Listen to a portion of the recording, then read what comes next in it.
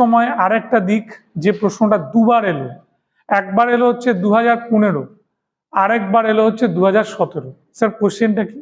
কোশ্চেনটা বলছে কোন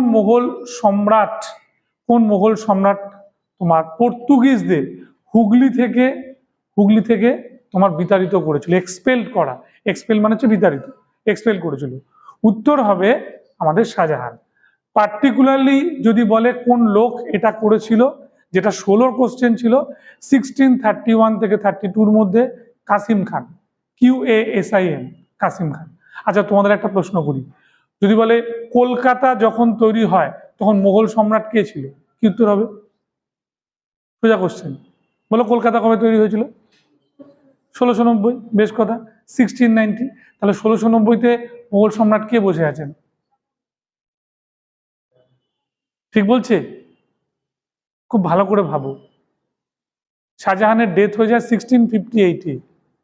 2015-র কোশ্চেন দেখো, এই কোশ্চেনটা দিয়েছিল, শাহজাহানের কবে ডেথ হয়েছিল? শাহজাহান অ্যাকচুয়ালি মারা যায়, তার শারীরিক ডেথ হচ্ছে 1666, আর মেন্টাল ডেথ হচ্ছে 1658। কেন স্যার আপনি মেন্টাল ডেথ বলছেন? তার কারণ শাহজাহানকে ঔরঙ্গজেব বন্দি করে রেখে দেন, তার রাজপাট তো হাতে নেই, তার রাজপাট এলো কার হাতে? ঔরঙ্গজেবের হাতে। তাহলে 1690, ঔরঙ্গজেবের মৃত্যু 1707, তাহলে 1690 মানে ঔরঙ্গজেব। এইটা